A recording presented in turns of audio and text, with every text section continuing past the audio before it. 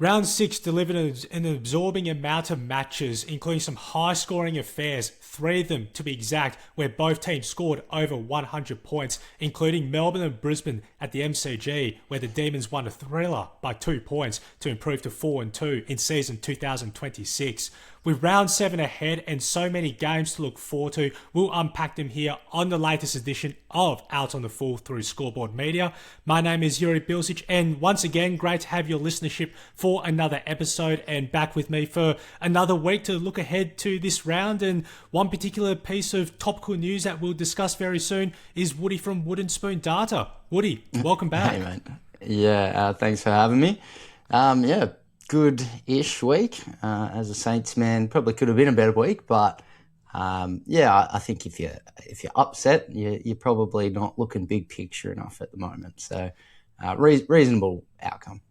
Yeah, definitely some learning curves for sure too, and some things you can take away, which the Saints did well on Saturday. At that point, they got to a near 5-goal lead and weren't able to sustain it during the third quarter, late in the first half when Adelaide started to make their move and started to garner momentum. And then the last quarter, when it looked as though the Saints may be on their knees a little bit, were able to find a way to fight back into the contest and nearly pulled it out, only to lose by that one solitary point. But Woody, this is an interesting topical point now. I think it always reverberates week in, week out when it comes to post-match press conferences between AFL journalists, accredited people in the media, and coaches. And sometimes you'll get the very analytical questions. Sometimes you'll get the pretty pedantic, straightforward questions first up on how your team lost the game today. And then sometimes a coach may get a bit prickly, for instance, and not take too kindly to a question. Where do we want to start on all of this too? Because Ross Lyon, yet again, it's not his first rodeo trip when it comes to having a bit of a snark and a bit of a crack at some journalist questions had a go. One of them on Saturday night about the Saints 2-4 record and the teams that they've currently played to date. Where shall we begin on all of this? Look, it wasn't positively received by the broader media landscape. Look, I mean, I get it. I think it'd be, in a lot of ways, I think it'd be nicer to kind of, take these questions on the chin. But I also do kind of understand what's kind of happened here. And I believe Andrew Bassett put it well. I might put it a little bit nicer than he did. But if you ask better questions, you might get better answers, is kind of a better way to put what he said. But I think, like, looking back on the press conference, he kind of got 3 similar questions in a row, with the third one kind of being, well, where's your club at? And the kind of response was, well, we're at here. Like, we're at where we're at. Like, we lost by a point to a side that was, top of the table last year, and they're probably not doing their best, as others have noted. But I think it just comes down to, look, personally, I think we see a little bit of like Vic bias in terms of media, right? But I also think it swings a little bit the other way as well, because I think we've all seen what's happened when, like, Chamara went to Queensland and got asked how his results from the past season had been. There's a bunch of different kind of points you could make, and look, maybe I'm being unfair towards Adelaide media, and maybe they do have a good understanding of where St Kilda's at. But if you've kind of had that question asked 3 times, perhaps you don't need to say the same thing. That would be my point.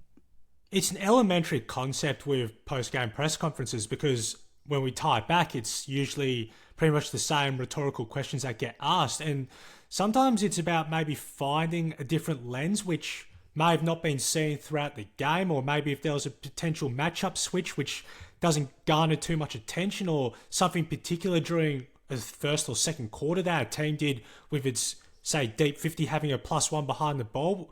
Those particular type of questions, I think, are always good, because then coaches can elaborate further. And that's the part where it all works both ways, doesn't it, Woody? Where the reporter has to do their homework to find a different base. And yes, there's an understanding that there has to be an angle to every single follow-up report post-game. That is totally understandable. But I was trying to find something which isn't so obvious, and that the reader can go and say, wow, I didn't know that at all. Now I'm I may have a deep read to see what that was all about. And I think that's the beauty if you're in that position as a accredited AFL journalist, that you get these opportunities to ask something different, which can completely blow the minds of AFL coaches and make them think. And it's sort of not a pot shot, but at the same time, it's always good to have something a little bit different up your sleeve when asking that too, because a lot of coaches, Mick Malthouse, right, when he was coaching for all the years, when he was at Footscray, West Coast, Collingwood, Carlton,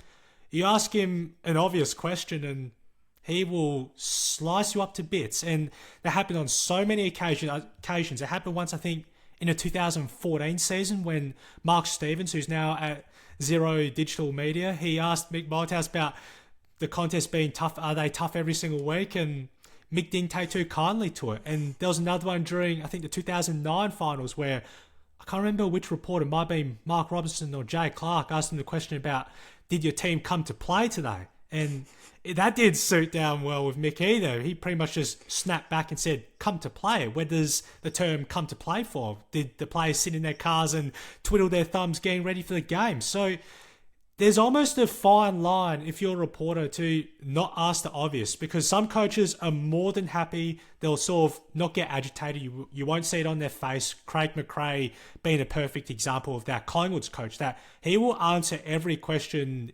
succinctly, no matter whether it's straightforward or whether it's super deep. And then sometimes you may have others, in the case of Ross Lyon, right, where you don't quite get it right and he hears the same question, as you said, Woody, 3 consecutive times, just worded a little bit differently, then it doesn't go down too well. Do you have any further elaborations too from many post-game presses that you may have seen over time, which may have just been okay?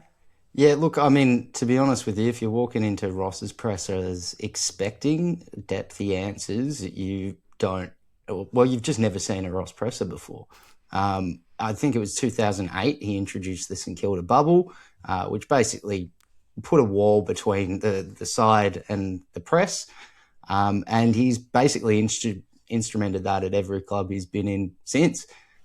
Maybe it's not quite as obvious these days, but if you let Ross talk for too long, he'll talk about things that you didn't ask. He'll get away from the question that you asked, and he'll orchestrate the whole press conference. So at the end of the day, you can't be a journo that doesn't have their ducks lined up when you're going in, asking simple questions like that. In fact, I'd like to see it open more broadly. I know the NRL attempted bringing in some fans at one point or another to ask presser questions, and I don't think it went amazingly, to be fair. But I think there is some creators that probably would ask better questions in terms of, really hitting the questions that the fans want to hear. And a lot of your job as a journalist isn't just to get your soundbite for your segment on the news. It is to ask a question that's so pertinent that it ends up on every news channel. So I feel like, you've got to come into these with a bit more gusto. I mean, I even track AFL journalists and kind of their statements throughout the year. So, I'm very on top of their toes, that's for sure. And I think these ones, there can just be better questions out there. You can make better statements and hopefully, catch Ross off his toes and get something we all want to hear. And it's just try and be different. That's all when you're a football reporter, because you'll see a lot of the same things being sort of having its ducks in order. But if someone can sort of stretch that horizon and come up with something different, then I think it catches a lot of coaches by surprise. And you get that from time to time with reporters that come in well prepared, know something sort of inside out, or tying a reference to maybe last season to now, or tying something else from a month ago to now, and the coaches will, may fall out of their seat in regards to that too. But that's the really interesting dynamics of post-game press conferences and how it gets approached between reporters and the coaches, as well as media relations, because you'll have that too within the media departments, telling the coaches what questions to expect, and they probably exactly know what questions they're going to receive anyway. So definitely. Yeah. Is there any probably one part you think too with coaches maybe that could be done a bit better, or is it sort of a vice versa that it works both ways? Well, I mean, look, they're required to do two press conferences a week, one earlier in the week and one kind of after the match.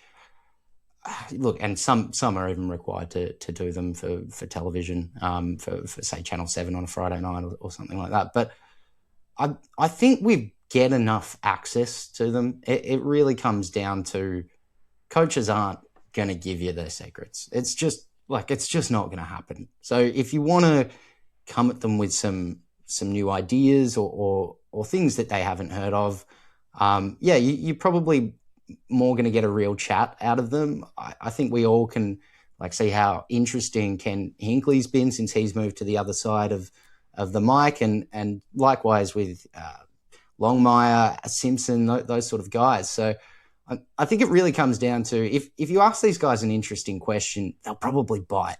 And it's a little bit simplistic, but these guys, they want to talk about things that are serious to their side. If you end up just kind of throwing base level stats out there and saying, Thingo's a little bit down today, what kind of happened there, you might just get a little bit of a response. Oh yeah, he was a little bit sick. It's kind of how it goes.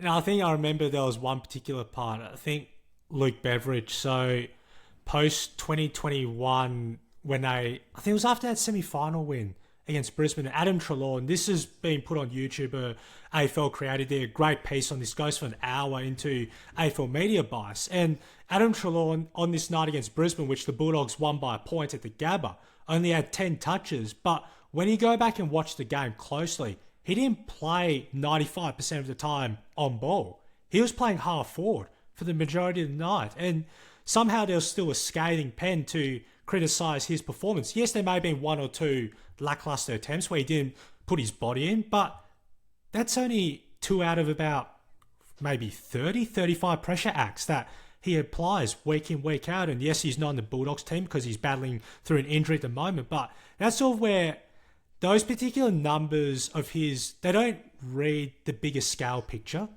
of what transpires in the game. So how much of that too, again, before we do wrap up on this, Woody, that with disposals and all that too, it's so misleading because sometimes in the first quarter, someone can have 12 touches and 4 clearances and 210 metres gain. And then for the next 3 quarters, they may only have 7 disposals and 1 clearance. Yeah, I mean, it's interesting. Even Sinclair this weekend had 17 disposals in the first quarter. Was on track to hit Darren Milbane's 19. And then, I think he ended up with 35. So, definitely didn't keep up that level of production. And it's, not expected to either, right? So I think it kind of comes down to, sections of the match, much like, how St Kilda lost in, if you're asleep at the wheel for a quarter more, you're gonna have tough matchups and that sort of thing. And at the end of the day, if you're going into coaches and asking them sort of simple, holistic, sort of averaging questions and not really pointing at anything to get an answer, you're gonna get fluff. So I think that's kind of where. Going back to that sort of creator situation, they're going to have these pointed questions, and it's either going to be good or not. I would have loved to have seen some of the Carlton creators be the ones asking questions of their club over the last month or so, because whether it went well or not, it would have been very entertaining. Well, we know one of them blew abroad. Terry DeHagney, the founder of it too, does brilliant work on his YouTube channel. I think since 2018, 2019, off the top of my head. Lovely. And he has some brilliant pieces there. So if anyone wants to watch his channel, if you're a Carlton supporter as well, worth the recommendation because he delivers some brilliant content for Carlton supporters. Now, a couple of quick quiz questions, Woody, for you. So Adelaide St Kilda, what transpired on Saturday night where both teams kicked over 100 points each? Adelaide kicked 103 points, St Kilda 102 points.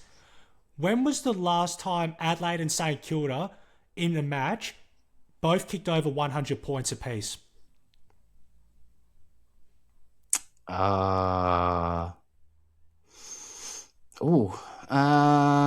Probably. I'm guessing it's in the areas of like 2004 to 2009.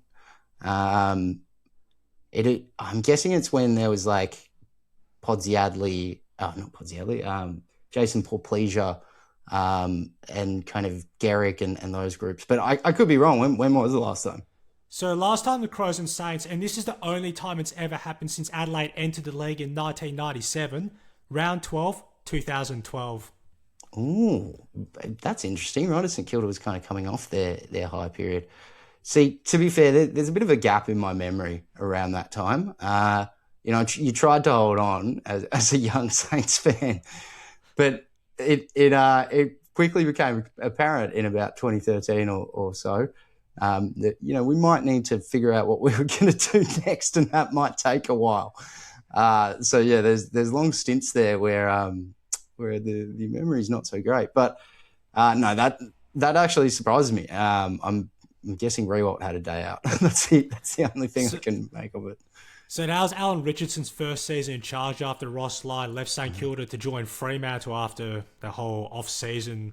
Was it not Scotty Waters? Oh, Scotty Waters, apologies. Yes. Yeah, I was going to say, because I did a fair bit of effort to get rid of the Scotty Waters era, that era of footy. But I believe he's doing well out in WA in the Waffle or something. He is former coach of Subiaco, won a couple of premierships with them in the late 2010s, well, before Bo Wardman took over too, did a brilliant job of coaching the Lions in the Waffle. And the other quiz question, Woody, so scoring we've talked about a lot, and we mentioned probably too during eras where scoring was super high, and whereas other eras, the mid-2010s, took a dip because of the whole flooding congestion. Teams will pack everyone into the middle of the ground and there would be no space in the forward 50 because everyone was brought up the field. So this past round, there were 3 games where both teams registered over 100 points each. It's the first time that's happened so far in this decade. That's excluding the COVID 2020 season where the games were reduced from 20 minutes down to 17, so we'll exclude the 2020 season. When were there other 2 games that transpired where both teams, 2 matches for each round, where they each kicked over 100 points? Okay, so just so I'm understanding this correctly. Yes. We're looking for back-to-back matches within the same round that have kicked over 100 points, where every team kicks 100 points. No, so no back-to-back matches, any match from the round where 2 games transpired of teams registering over 100 points. Ooh. And you don't have to name the teams, just name the round and season. I don't think I could, to be honest. You'd be... My brain's kind of screaming around that sort of 2017 era. I think there was something around there, but I just can't remember what. I'll rephrase it. So this decade, the current 2020s decade. Oh, okay. Oh, so apart from 2020 more recently. Yeah. Okay. I know we had, 5 games last year where we went over 100. The year before that. Ooh. So it's all starting to meld, mate. I'm not sure. I'd guess more recently. I feel like we've started a trend again of scoring more. So probably in the last couple of years. Yes, you're correct, Woody. It has been the last couple of years. So round 7, 2023, there were 2 games that both teams kicked over 100 points. And round 14, 2024, one of those games was North Melbourne against Collingwood, where the Magpies came back from a 54-point deficit and won by a solitary point. Rough. Yeah, I look, it's not burnt in my memory, but I'm sure it is in others. I have a vague memory of that. Unfortunately, like that happens. I mean, I vaguely remember I was pretty young, but St Kilda got trounced by Hawthorn with a massive comeback, I think in 97. And yeah, they happen in footy. So look, Kangaroos are on the up at the moment. They've probably forgotten all about it. And we'll get to them a little bit later on in the episode because they've had a very positive start to the season, sitting 4-2. The club's best start since 2016, when was actually the last time it did qualify for September finals action.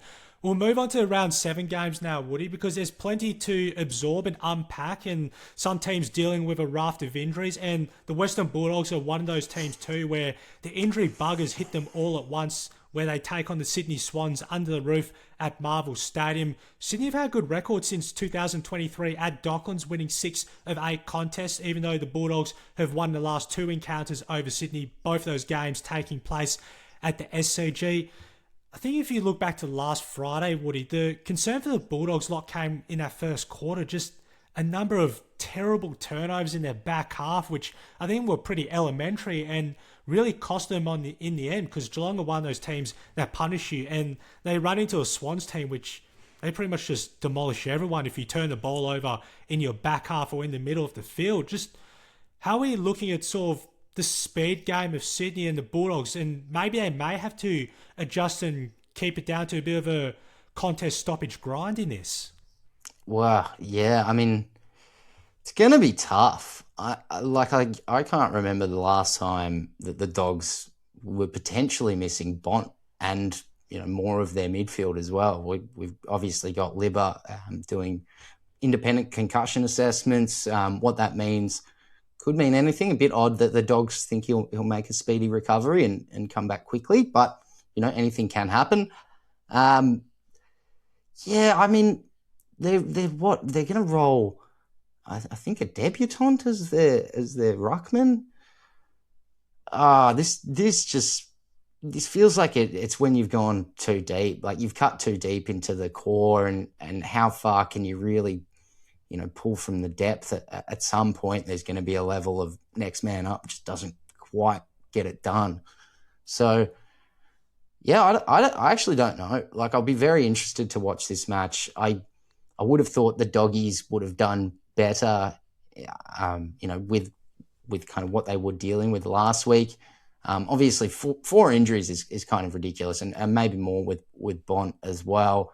It does kind of lead to something. I guess I'd ask you and your general thoughts on this as well. It's a long-standing argument I've had is there's not much point in having emergencies only cover like pre-game swaps. For me, I just don't really understand if you're going to take somebody out of the twos and they completely miss a week of footy, which can happen.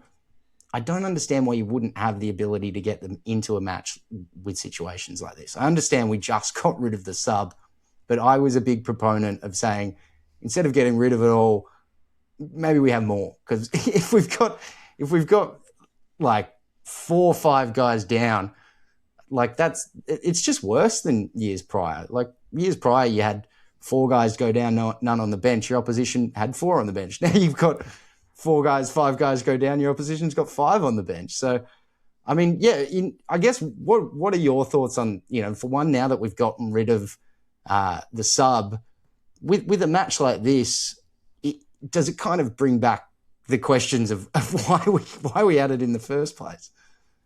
I think the conundrum with it all, right, Woody, and I think people are probably getting a little bit fed up with the sub rule in a sense too, and sort of the impact it may have if someone does get injured in the first quarter. But it almost feels as though it wouldn't matter anyway if someone got injured, because that pretty much acts as a sub rule in essence, because the whole sub rule that came into effect prior to the 2011 season was basically about just having reassurance in case someone got injured and having someone on with fresh legs to come onto the field. And we've seen it from time to time where a team will not play someone heavy minutes, and then by the third quarter, look at, I think, St Kilda Collingwood's opening round game at the MCG. I think Scott Pendlebury was a prime example.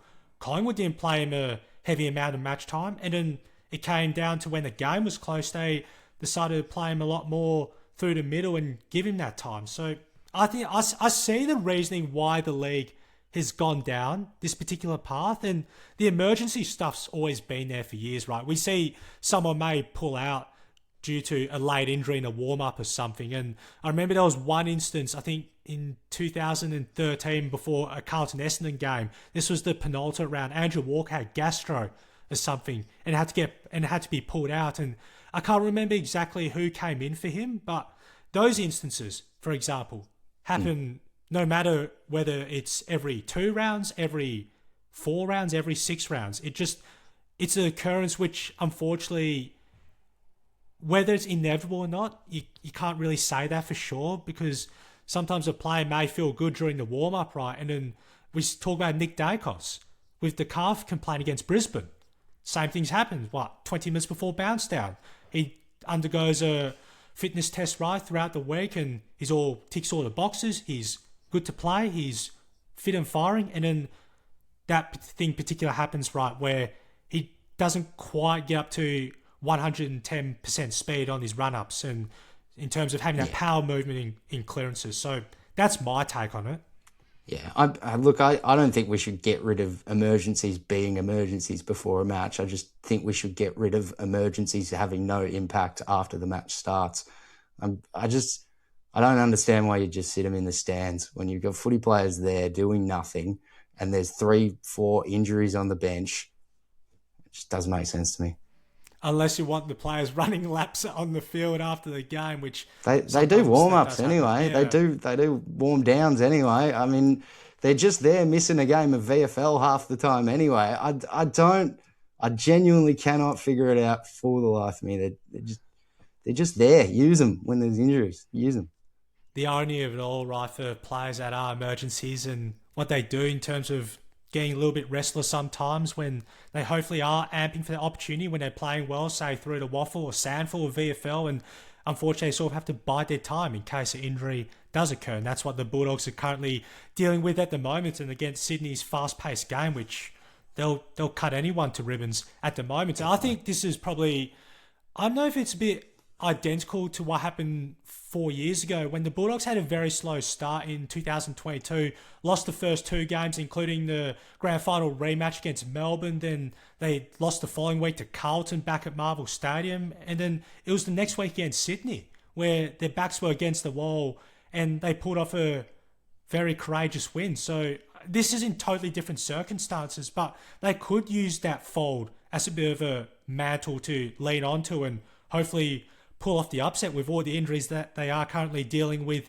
at the moment. We'll move on now to the Anzac Eve clash now, Woody, a contest between Richmond and Melbourne, which has been going on now since 2015 and has had many intriguing battles for sure, some lopsided games, some close enough encounters, but the Tigers 0-6 to start this season, and I don't think it sort of is fully indicative of their start this season, to be honest. The first halves have been encouraging. It's the second halves where, unfortunately, they've just completely fallen off, whether it's a lack of intensity, teams getting on top around stoppages, fatigue perhaps playing a big part, because Richmond have been outscored by minus 177 in second halves in the last 5 games. That's excluding the first round against Carlton. And Melbourne's whole style this season, I think it's been one of the big joys to watch so far in season 2026, going 4-2. And the way they play this helter-skelter game style, it's not pretty, but at the same time, they can go from deep 50 to forward 50 within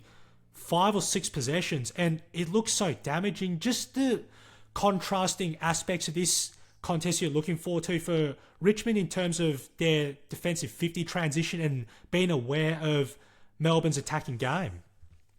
Yeah, I mean, look, I don't have a lot of hope for Richmond this year. I'm gonna be real.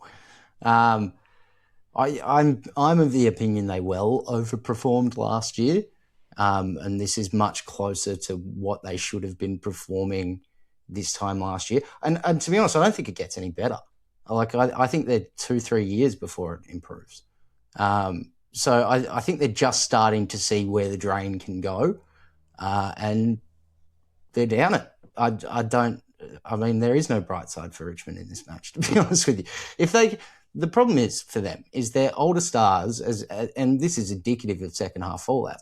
They're going to be using up a lot of their effort in that first half to make sure that the younger kids are doing the right things, covering for them when they're not, that sort of stuff. And then it gets to the second half where young kids probably don't have the legs to go the whole time, and then the older players have been covering for them the whole match up until this point. So, yeah, of course, second half fall-offs are going to happen for Richmond. They're going to happen next year. They're going to happen the year after. Melbourne's. I don't know that Melbourne's significantly better than where they were last year. I think they've definitely got a better game style. I wonder how long it really lasts. It feels like, to me, a little bit of a dead cat bounce. You've got a new coach in there. They've got a lot of good out of it. For me, does this last for more than half a year? Does it last the full year? And then if it lasts the full year, do they come back next year and are they not just found out by other sides? So for me, I think I don't have high hopes for either sides, to be honest. Melbourne's doing a lot better than I expected. But I think this is a pretty clear Melbourne win. Richmond don't have a ruckman. They're missing a lot of players through injury. I think they're hoping to see a debutant in Cumming this week, which, all power to them, and he looks great in what I've seen. But adding another debutant to the mix, doesn't add to the experience, right? So, I would like to be wrong, and I'd like to see Richmond's kids do the things that they can do and kind of all gel and really have a good match. But I just don't have high hopes. And unfortunately, those injuries which occurred against North Melbourne last Sunday, 3 of them with Morris Rioli Jr. hurting his hamstring. He's out for at least the next 3 to 5 weeks. Tim Taranto suffered concussion. Sam Banks broke his collarbone, which luckily doesn't require surgery because that's the particular nature of collarbone injuries. They mend by itself. But unfortunately, just the injury list now has, I think, reached 12 for Richmond. And we already know that from the past 2 seasons where the Tigers had the longest injury list in the league and couldn't field anyone healthy at one point. So hopefully it doesn't reach sort of breaking point levels for them to the point where it almost break glass in case of emergency at the moment too for Richmond. But I think Melbourne and so what they're doing, and I've already touched on this, is that it just looks so promising. And I think we could almost tie back to Ken Hinkley's first year at Port Adelaide in 2013, comes in, fresh voice. Port Adelaide make finals for the first time since that when they played in the grand final in 2007. The Western Bulldogs, Luke Beveridge comes in, 2015 season. It's a young Bulldogs team, right, with veterans. Matthew Boyd was there, Robert Murphy was there. And they played a very exciting brand, which was pretty much almost a tie back to the way they played under Rodney Eade all those years ago. So those are just 2 examples, I think, that what we're seeing from Melbourne can actually work. And of course, they're going to have to alternate some bits. Sometimes they're going to have to go slow in a slow play, and that's fine. But I think what they've learnt now, Melbourne, is in those plays that they can get Cozzy Pickett, Latrell Pickett in there when the ball hits ground level and use their leg speed. Cade Chandler when the ball's on the outer. That it doesn't always have to depend on quick transference from defensive 50. Yes, it's always going to be there for them, but there's other areas now I think they're starting to get and gel in very well. And that was pretty evident against Brisbane where they were having their backs against the wall. And they managed to overcome that in the second half. So I think it's a really promising sign for Melbourne now that it's not one-dimensional compared to what happened in the latter end of Simon Goodwin's coaching career. And you didn't quite know exactly what you were going to get from Melbourne week in, week out with its game style. But I think it's a very refreshing and reinvigorating type of game Melbourne have. Any concluding thoughts, Woody? Well, Melbourne's movement forward of the ball is quite impressive. Don't get me wrong. I don't think their defensive structures are particularly good. And yeah, I wonder, you give it another 6 months if they can keep being so particularly good with forward ball movement. They hopefully also figure out their defensive side of things too and look at it's all guns blazing. But, with a new coach, you sometimes see a little bit of overproduction in that sort of first period while, other sides are figuring out what you're trying to do. Well, that'll be the interesting test going forward for Melbourne now with a month completed in this home and away season and what they can do next under coach Stephen King. On to the first game on Saturday, which takes place down in Tasmania between Hawthorn and Gold Coast. And the Suns have had the wood over the Hawks recently, Woody, since 2021, winning 5 of 6 encounters. There was a very good game they played last year up at TIO Stadium in Darwin, which was pretty much a goal fest to say the least in round 10 of that encounter. And I think for your Gold Coast these last 2 weeks, are you concerned about some of the defensive lapses that they're having at the moment, particularly in transition and giving up over 100 points to Melbourne, 109, and then to Essendon, 110? Is that, we'll start off first with that too, Woody. Is that a bit of a glaring area for the Suns to rectify, particularly against Hawthorn in their centre clearance work, particularly leading to scores? Yeah, they're good. They're definitely reasonable, but like we've got a Matty Rao that still looks like he's got a broken thumb or whatever. We've got Noah Anderson that I don't think will be back. It feels like they haven't settled. Like I mean, they've got Mac Andrew playing as ruck at points. Ethan Reed's floating on a wing, and like don't get me wrong, some of these things look good, but there's no way they planned for this to be their like primary way of moving the ball early in the year or longer term. So I think they're in a bit of a problem stage because they don't have what they would go for in the midfield generals that they've reached to for the last few years. They are experimenting with Christian Petrarca, who's just come back and looks pretty good. So that looks to be a fair tick. I think it really comes down to it's not working from centre for them so much at the moment. Hawthorn obviously has been fairly good from centre, and having dual rucks that can really set them up is proving a point of difference for them. I also think that it feels like their defence isn't quite set either for Gold Coast in the sense that, you know, we've reintroduced another key back. Ballard came back more recently. We've seen Mac Andrew move out of this role. So for me, it feels like too many magnets are moving, and kind of we've got most people kind of in a lot of their preferred positions, whereas to get the best out of the team, maybe they shouldn't be in their preferred positions in some regards. So, this is a tough one for them. I think it starts at centre bounce.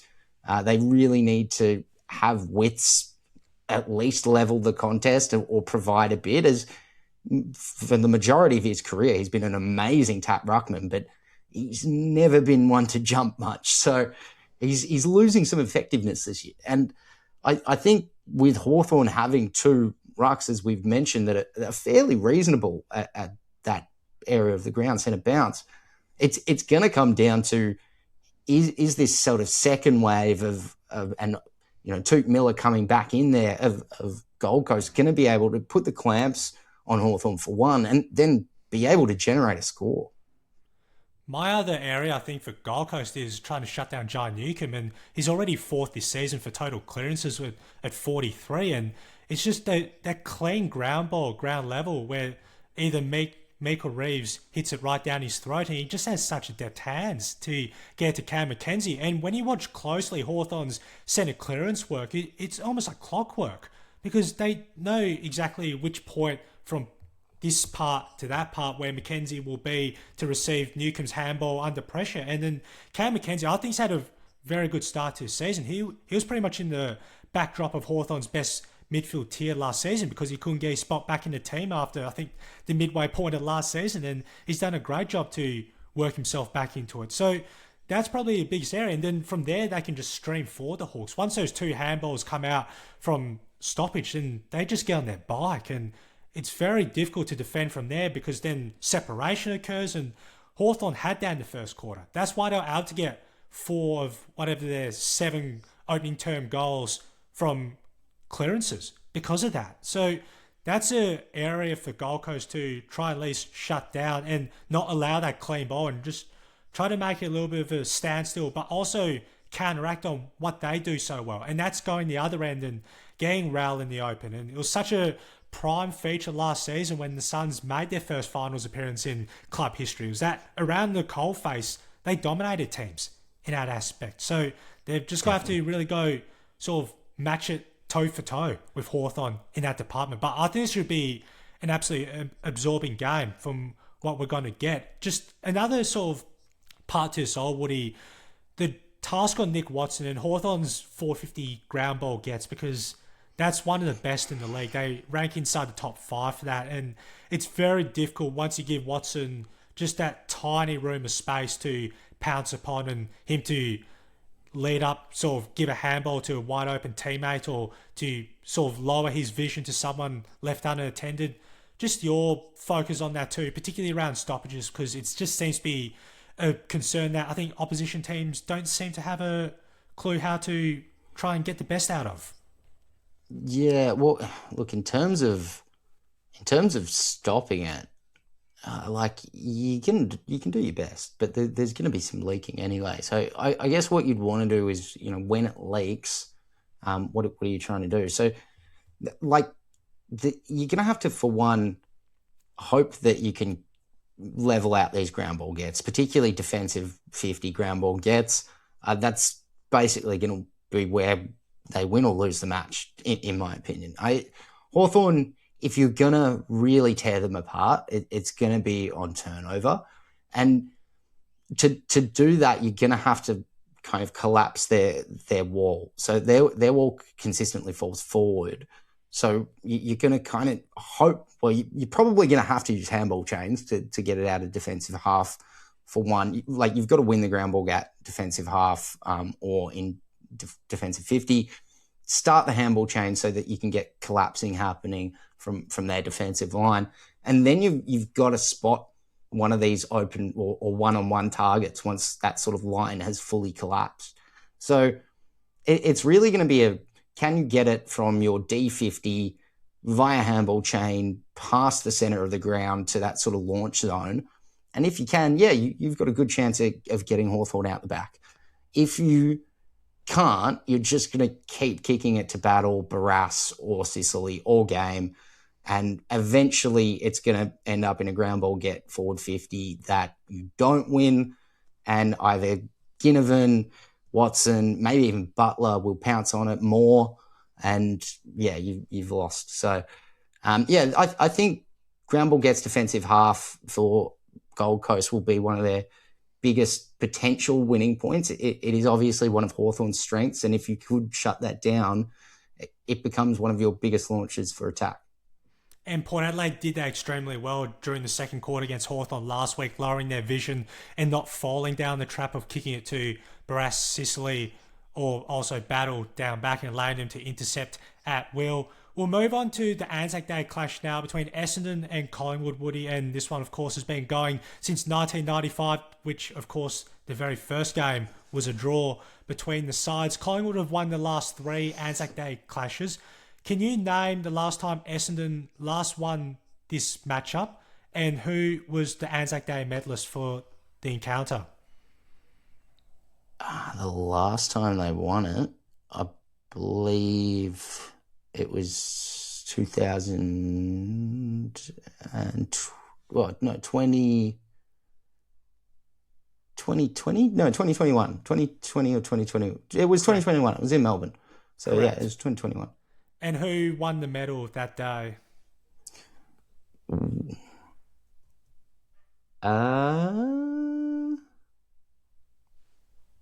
I don't know. I'm not sure, mate. Darcy Parish won the Anzac Day medal for that encounter. I think he had 42 disposals that afternoon. He'll go on to make his first All-Australian that year and also won Essendon's Crichton medal, the club's best and fairest that season. But I think this game should be a good one, Woody. The way the Bombers have been up and about for the last couple of weeks and something looks completely anew right now. It's a lot more contrasting to the way they played in the first month. And I think it has been raised in commentary that they do have 2 different styles that they want to play when it's kick, mark, and it's slow. And then there's other times where they'll push the ball via handball chains and it'll look extremely damaging and kick, mark, play on at all costs. And it worked really well against the Suns. They had numerous times where they were able to get open inside 50s. Their forwards, Archer May, Nate Caddy, Tom Edwards unfortunately won't play due to concussion protocols. That they competed very well aerially and brought the ball to ground and created a contest. And Collingwood did a fair amount of the same work in the second half. They bit the corridor a lot more, played on a lot more from marks, and it's just this dynamic is going to be extremely fascinating. Where shall we start on all of this too? Because it's the real vigour and youth of Essendon, what they're trying to do against Collingwood. That we talk about this so often, but they find ways at critical times to kick goals and keep teams at bay or make a comeback as they did last week. Yeah, this is an interesting one. And I think I'm going to go against the crowd. I reckon Essendon can win this. And it purely comes down to Essendon's good moments look very good, as you mentioned before. And I'm just not sure that Collingwood can consistently reach into the bag over the night. Whereas what I've seen from Essendon is, as you said, defensively, they can be a bit slow at times. But they also seem to know how to pull the trigger a little bit. And like, it's not effective, but they go for it. And if they're going for it enough, I just don't know that Collingwood will do the same. And for me, I think this has danger game written all over it. If it weren't the names Collingwood and Essendon, and I was just looking at like numbers on a page from the last couple of weeks, I think you'd obviously pick Essendon.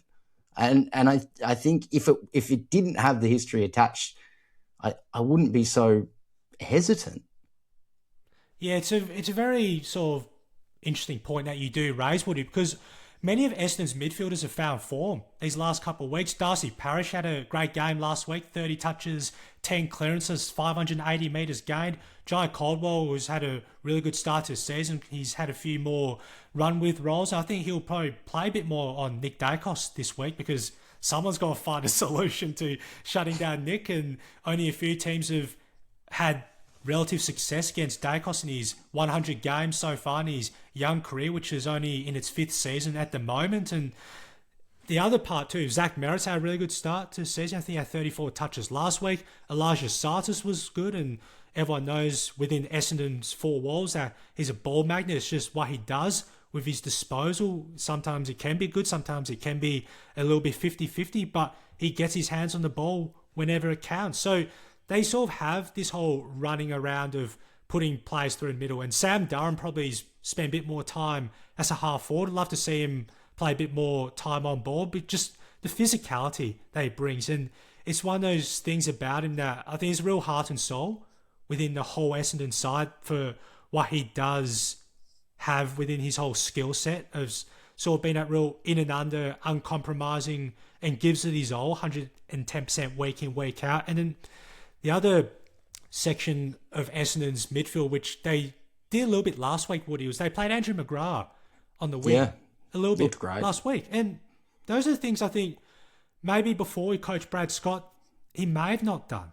He may have not decided to go, okay, we're going to pull this. And he had to do that the last month of last season because they were so injury decimated that they had to play Archie Roberts through the middle. And he's having a career best year, and he had 42 disposals the previous week after, I think he had, 33 this past game. So these are the things I think now that Bombers fans hopefully are starting to envision what the club's trying to do. And up forward, yes, the backline, okay, it's going to be suspect.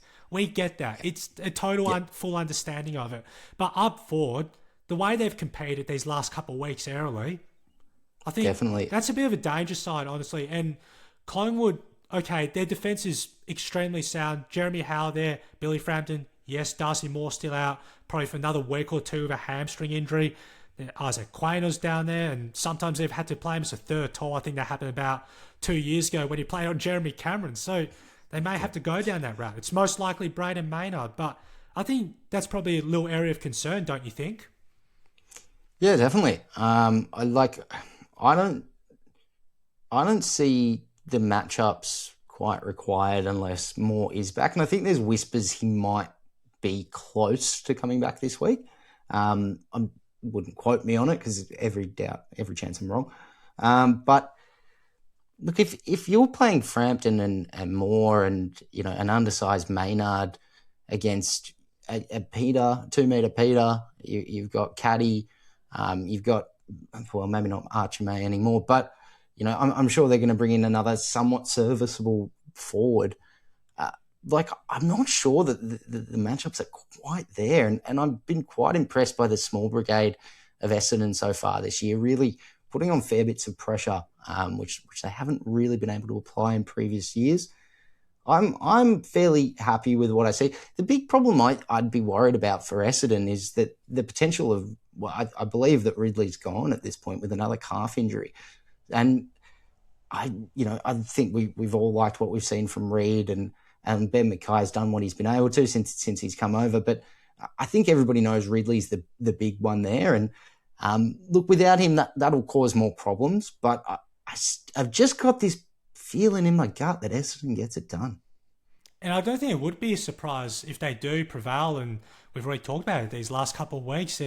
Maybe there is a turning of the guard for the Bombers and the way they do want to play right now, and being ambitious with the ball in hand and biting those corridor kicks, which they've done so well these last couple of weeks. We'll move on to the Saturday game, which takes place at the Adelaide Oval between Port Adelaide and Geelong, Woody. And the Cats have dominated the last couple of encounters over the Power, winning both by an average of 80 points. And the last meeting, Port Adelaide was severely decimated in defence. They pretty much had to play Miles Bergman as their third key tall defender just because of the injuries they were dealing with. And the number of marks Geelong took in both games, they took 16 marks inside 50 in the first encounter, which they won by 76 points. And in the second encounter at GMHBA Stadium, which they won by 88 points, they took 29 inside 50 marks. It is a glaring worry for Port Adelaide, and they don't have a lot of tall timber in their defence. They're pretty much playing Lachie Jones as sometimes the main fullback because they want Aaliyah as an interceptor. The concerns on the outer too, because that's where Geelong did so much of their work last week. And then for Port Adelaide, is there going to be a time, right, where they're going to have to be at least adventurous enough to try and break through Geelong's defensive press, whilst at the same time knowing that, okay, turnovers are going to eventuate, but how do we actually try and get the best out of trying to break apart this brilliant Geelong backline? Yeah, I don't know.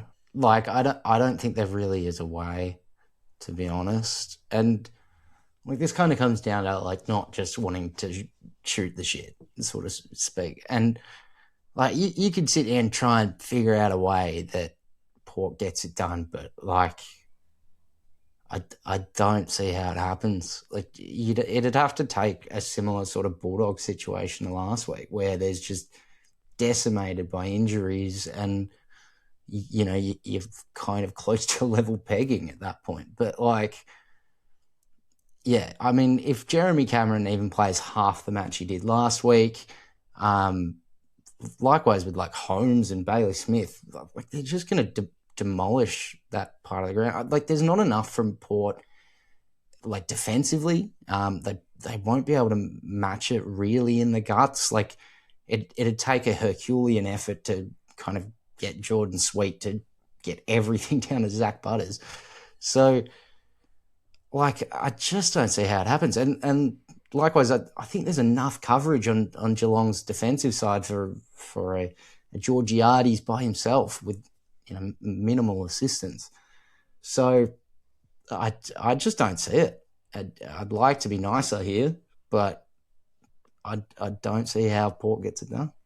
Now, I think Geelong probably have one of the best work rates in the league. The way they're able to go from contest to contest and create room when they do have the ball going inside 50. There's always a pocket of space which they're able to lead into. And that's the concern for Port Adelaide. And that was a big worry in those two encounters last season, where pretty much Geelong, once they were able to win away from stoppage, that then everyone was able to peel forward, whether it was Graham Myers there kicking the ball inside 50 to Jeremy Cameron. He pretty much had a field day in both of those encounters. So those are major worries for Port Adelaide. But if they can somehow pull out what they did last week against Hawthorn, and they did lose by 3 points, and maybe there's a chance. But at this stage, I think all onus leans heavily on Geelong to claim the 4 points in this one. We'll move on to the Saturday night game taking place at Optus Stadium, Woody, between Fremantle and Carlton. Both sides have split 6 encounters at Optus Stadium. The Blues winning 3, the Dockers winning 3. Fremantle won the last time at Optus Stadium in round 21 last season. And Coach Justin Longmuir called last week's performance against West Coast probably the best performance in terms of their ball movement all season, which I think is a pretty fair assessment too from start to finish. And the Blues, again, we say this, there were moments throughout. Early in the third quarter, they kicked 1-3 when that could have been 3-1 or 4 goals. They just butchered those opportunities. And then when the pressure raised a little bit too, there just came those few elementary errors that took place too. Hack kicks outside 50, teammates spoiling into one another to try and fist the ball away 15, 20 metres.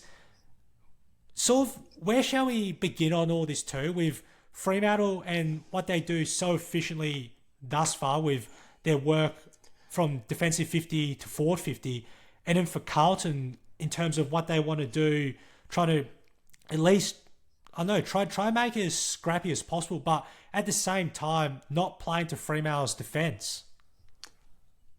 It's going to be tough. Like, Carlton's better at points from stoppage. Like, they'll nearly double the points from stoppage than Freo. But I mean, Freo is one of the best sides at points from turnover. So, like, you could basically let Carlton get the centre clearance, miss the shot as they're likely going to do, and then just start your attack from full back. It's like, I mean, that'd be enough to get it done from what I can say. Look, if this was in Melbourne, I'd be considering saying, all right, well, looking at the last 10 matches, there's only been 3 wins to Freo. And that points to Carlton being their bogey side, right? And if this was in Melbourne, I'd maybe sit around there and kind of try and find a little bit more to kind of lean Carlton's way. But, I mean, offensively, points from turnover, chain to score percentage, D50 to forward 50 percentage, inside 50 is shots per inside 50, all Fremantle's way. Defensive side, total points is better.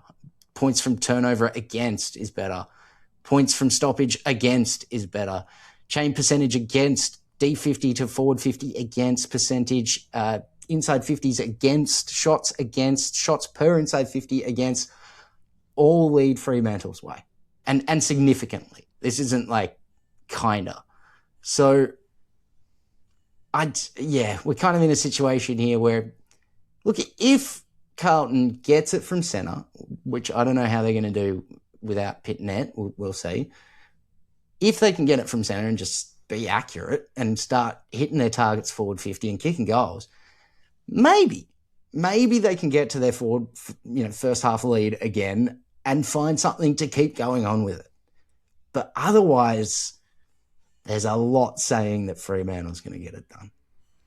And I think those forward 50 ground balls for Carlton, they are going to be crucial. And the first quarters last week against Collingwood and Adelaide in gather round, they did a good amount of damage from that. But it's from the back half where sometimes, yes, they will bite the bullet. And we saw that in, I think, the first goal last week against Collingwood where they won it from their back 50. Sam Walsh was involved in it. Will Hayward, who was one of Carlton's best players last week, gets on the end of it and laces a brilliant kick, I think, to Harry Mackay, off the top of my head, takes the mark, kicks the game's first goal. So they are capable of doing that, but it has to happen when there's open space for them. Because Fremantle, what they do very well is they'll push everyone to one side if the play slows down. And I think Carlton can't afford for that to happen and just allow Alex Pearce, Luke Ryan, who were both great last week, Jordan Clark. I think his defensive game, what he does in terms of pressure acts, is very much underrated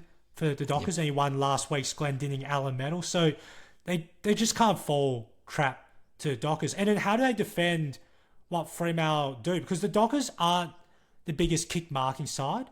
And last week against Collingwood, I think there were just too many times where they just gave away the easy option for a Collingwood player to kick the ball back into the middle. You have to defend that particular part of the ground and force the ball long down the line and try and at least create a stoppage or a boundary throw-in. So those are a couple of, I think, key indicators for mine that I think if you're watching closely as a Carlton fan, you're looking at that in particular to try and make sure that it doesn't get into this uncontested game going the Dockers' way long enough, because then I think the score may inflate. But we'll see what happens in this one too. But you expect the Dockers just to have too much firepower in the end with the way Josh Tracy, Jay Amos had a great game last week, kicking a season high 5 goals. I think it was also a career high as well for him too, and Patrick Voss kicked 3. So those are probably another area for the Blues that they're going to have their hands full, and they do of course have Jacob Weitering there, but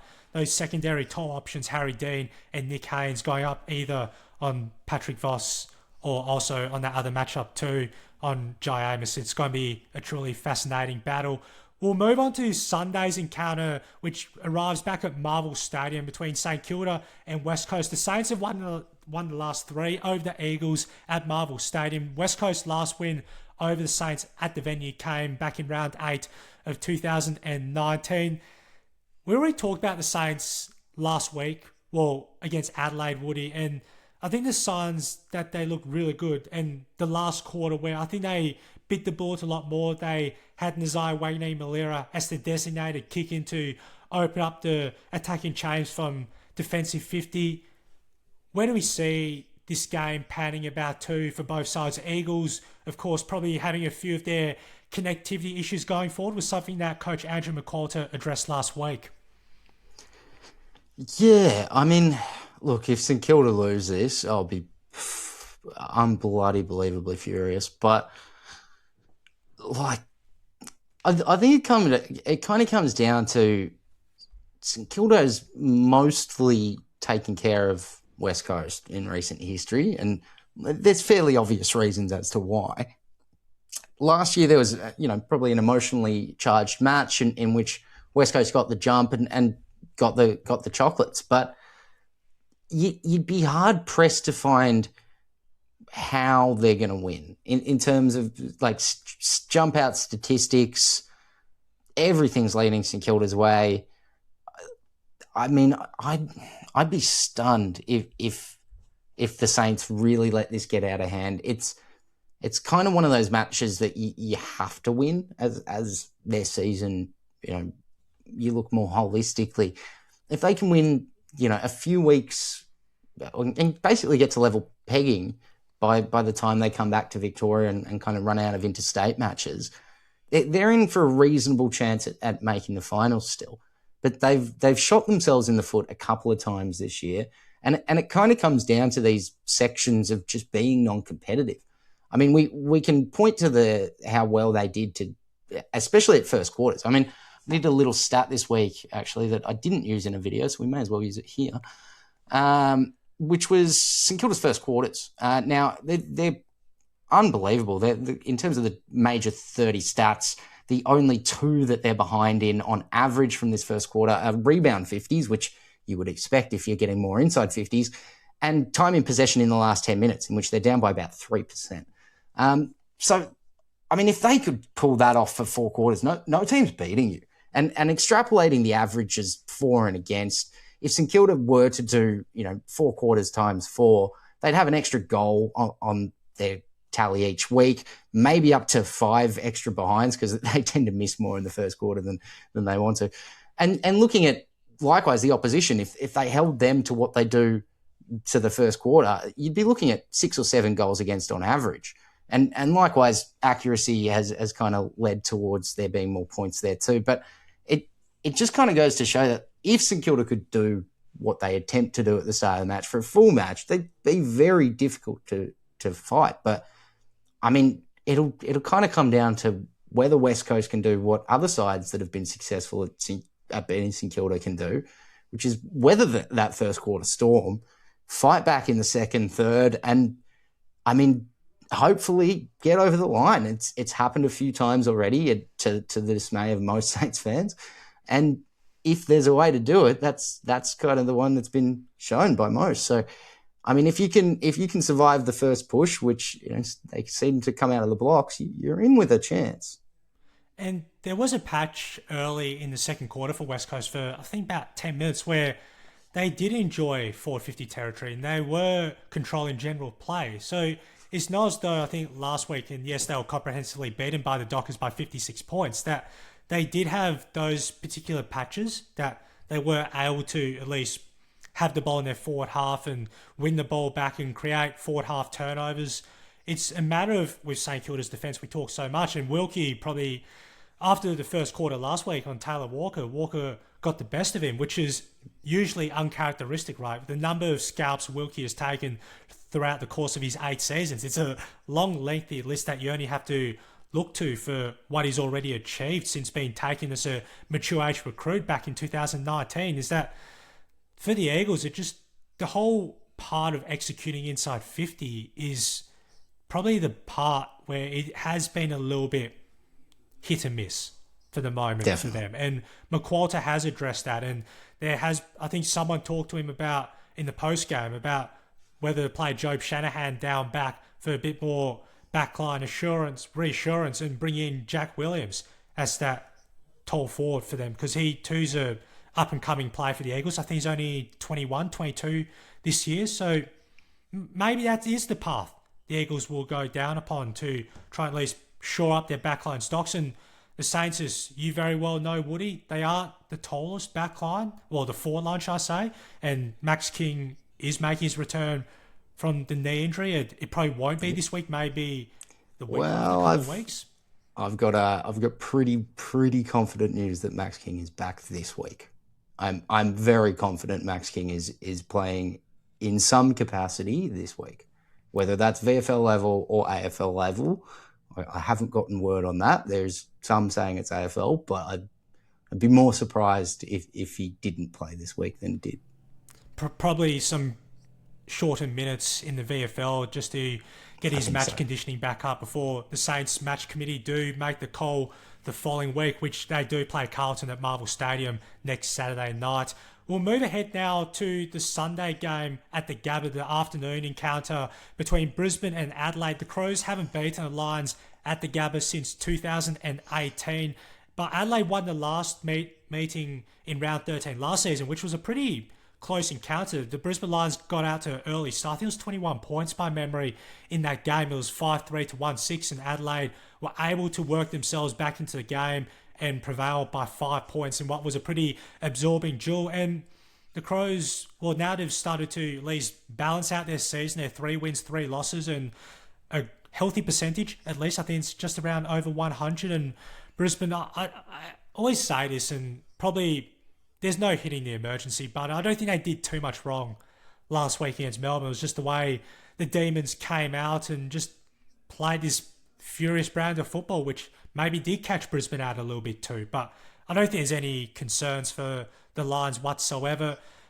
Particular parts of this game, Woody, I think the ruck situation, Lachlan McAndrew for Adelaide, I think has been tremendous for them and has basically displaced Riley O'Brien as the Crows' number 1 ruckman, going up against Sam Draper. That one's a pretty fascinating duel. And then just within probably the forward lines for both teams, I think Darcy Fogarty's still out with a back injury for another 2 to 3 weeks. And it's a really interesting pointer to look at. Where shall we begin on all this?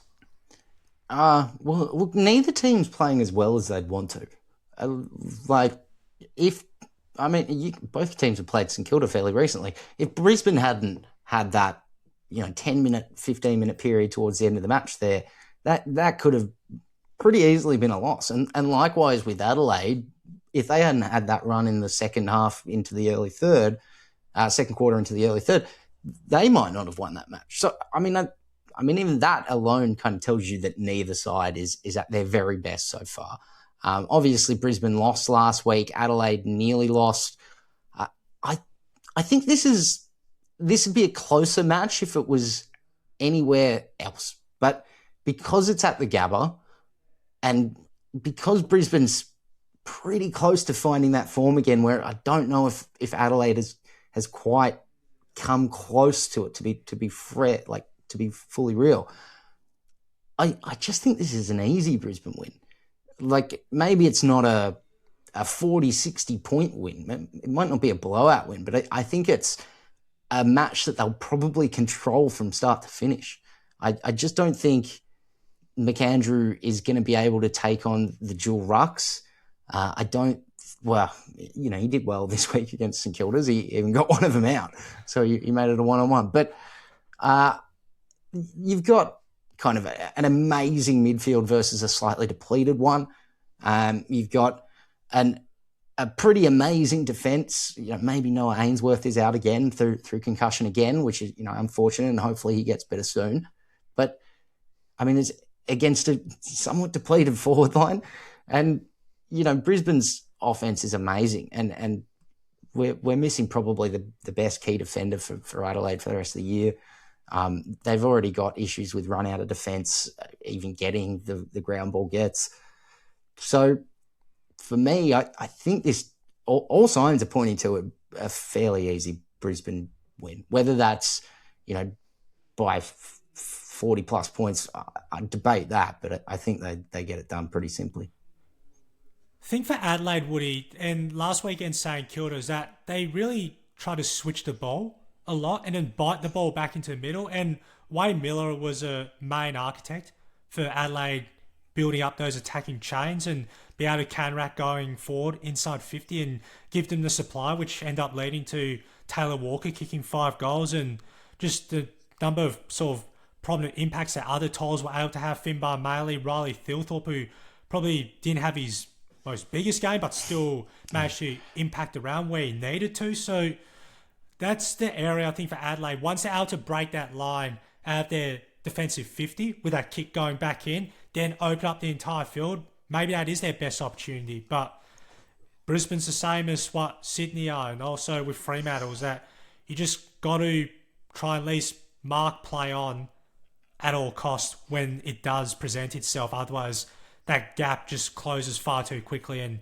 you have to kick the ball to a contest, which falls into Brisbane's hands. Well, that's exactly Adelaide's problem, because last year, I'd have to double check it, but they had majority of their scoring change. Not majority, but they had quite a lot of their scoring change include a contested mark. And if you're missing one of your key forwards, one of them's a year older, and Thilthorpe doesn't look like he's 100% at the moment. I just don't know how it works. You're going to have to bring it to ground every time and win the ground ball get, which, look, they've got great small forwards, Adelaide, really, really good. But, Brisbane's got amazing small defenders. Yeah, they're missing Zorko, but they've got a Fletcher they could roll back there. They've got Wilmot. They've got a bunch of them. And I think we're just in that situation where if they don't lock down defensively, Brisbane, and they don't manage to get the intercept marks, yeah, I think this could be a game that goes the wire. But I just can't imagine a Harris Andrews not getting 1 million intercept marks, and I can't imagine Kitty Coleman not getting a bunch of rebound 50s. So I think this ends up Brisbane's way. And James Tunstall is one of the likely inclusions for Brisbane to cover for Noah Ainsworth, which you mentioned, Woody, who's out through concussion after copying that knock last week. It was almost a double knock last week, right? Brody Myercheck's was incidental, which actually led to him being concussed and unfortunately wasn't able to pass the HIA test in the end. We'll move on now to the final game for round 7, Woody, taking place at Manuka Oval between GWS and North Melbourne. And this matchup has all been one-way traffic since 2018. The Giants have won the last 6 encounters. There was a draw in 2021 down in Hobart, and North Melbourne's last win over the Giants came in round 9 of 2018. But maybe this is a little bit of a different sign right now going into this contest. Maybe it isn't quite as elementary as what we think, because North Melbourne's defensive improvement has been there. They're 4th at the moment for fewest points conceded at 80, and some may look and say, oh, okay, you've only played Essendon, Richmond, Port Adelaide. Brisbane's the only top quality side that you've played, and you gave up 92 points in the end. But how do we assess so far what North Melbourne have done throughout this first month, and the defensive areas are at least on the path of rectifying well? And in GWS, where I think first half they were outplayed by Sydney, and in the third quarter they had their opportunities, kicked 3 goals 8, and I don't think it was quite as bad as initially the final score told. Sydney won by 41 points because the Giants got within 13 midway through the last quarter, and even Giants coach Adam Kingsley was pretty upbeat about the performance in general. Just the assessment going into this game. Yeah, interesting one. I'm I'm leaning North's way for this. I like what I've seen from North more this year, and it's a little simplistic. I think the stats are kind of a little bit either way, depending on what you kind of find more important. But just on the eye, I think I like North a little bit more. I just think it works a bit more often. In fact, you could double check those things. So yeah, time in possession leans slightly North's way. Time in forward half is Sydney's way. Greater Western, that is. So maybe there's some stuff there. But, I mean, looking clearance plus minuses is hugely in North's favour. Even just if we're looking at Sydney's average points against, Greater Western Sydney's average points against versus North's average points for, it's 96 versus 96.7. And then, you do the flip side of that, and Greater Western Sydney's averaging 83.3 and North's had 80 on average against. So, I mean, I think you could mount a fairly reasonable argument that North could be the ones to get this done. I'm personally liking them more and more. I think the way they've played this year offensively and launching the ball from deep 50 and their stoppage work, the last couple of seasons has taken a exponential leap. That was the biggest part. Even before when Clarkson arrived, that they struggled in stoppages. They just weren't able to gain clean, effective one handball or quick kick out of congestion to free up the space, and maybe say a Nick Larkey peels all the way forward rather, and takes a mark 60 metres out from goal or something. Or maybe one of their small forwards gets on a loose ground ball going inside forward 50, which Zane Dersma of North Melbourne's been playing forward this year, and he's had a pretty solid campaign to date in his new role. So I think they'll be able to at least have different ways now, North Melbourne. And we talk about this with Melbourne, and the way they play is so much, okay, it's going to be deep 50, it's all stations go, but they find other ways. And I think that's what North Melbourne are doing well. And they're getting into their primary ball kickers. Colby McKercher being the last handball receiver going inside 50, right? Or Harry Sheasel spotting up a short kick in terms of seeing as a free teammate all alone 30, 35 metres out. I think he did it last week against Richmond. Is that they're better going forward and lowering their vision now. And that was probably what took a little bit of time to get right.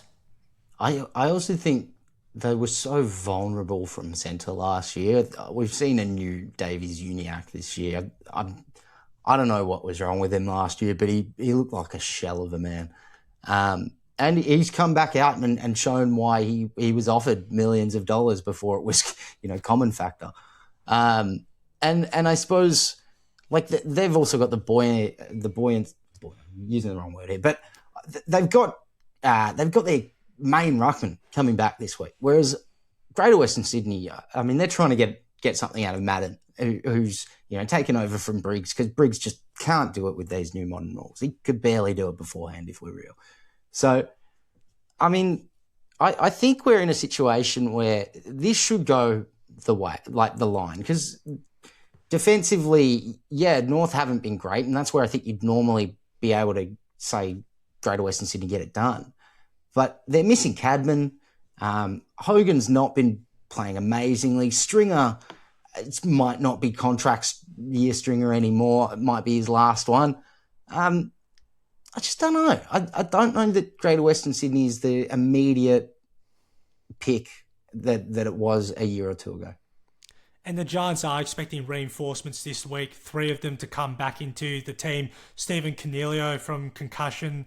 Also, Jesse Hogan, who was laid out due, I think it was a hip injury or something like that during the warm-up, which unfortunately he was a late withdrawal. So there's at least a couple of them to return, and just very important pieces for the Giants. And it's sort of hard to assess exactly where they're at the moment.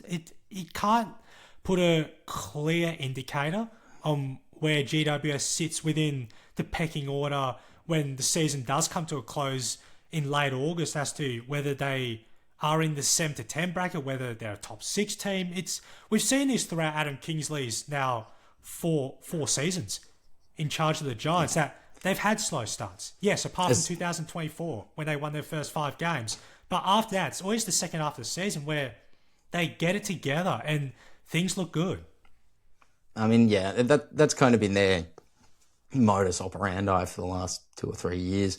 I just don't think we're seeing it yet. Normally, and look, this is, as you've mentioned, happened a few years in a row.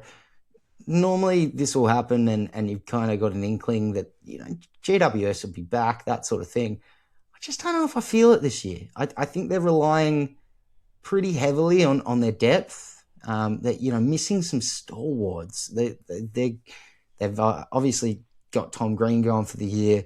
Who knows what happens with their fullback and when he's actually back. So, yeah, I think this might be a year where they have to tread water and hopefully they're back next year. But, I mean, it just means that North could roll on and continue to be a top 4 side.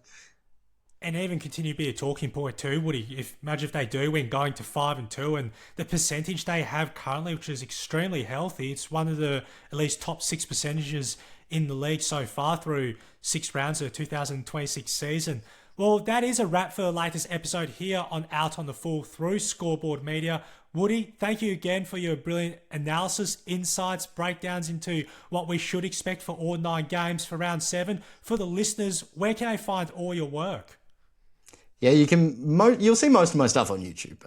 It's under Wooden Spoon Data. I'm also with Saints TV, and I do weeklies there for Moorabbin Metrics, just going over kind of what we have each week. I also do a weekly chat about and I mentioned it earlier, the journalists each week. So we've been tracking them, trying to see who's telling the truth or not, which has been a lot of fun too. So feel free to pop your head through. And if you don't have much time and you just want to send me a message, you can probably find me on Instagram or TikTok or something like that.